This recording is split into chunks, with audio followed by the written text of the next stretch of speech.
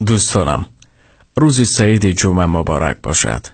خدایا در این لحظه های مبارک روز جمعه همه بیماران را شفا، همه زندانیان را رها، همه مردان را غیرت، همه زنان را عفت، همه قلب ها را آرام، همه مشکلات را آسان، همه قصدداران را خلاصی، همه راهگمان را راه، همه بیچارگان را لطف، همه دردمندان را دوای، همه بیکسان را پناه، همه خانه ها را صفای، همه توبه ها را قبول، همه عبادت ها را قبول، و هر کشور را آرامی، و در حق همدیگر دعا را فراموش نکنید. دوستان، روز سعید جمعه مبارک بهترین روز است.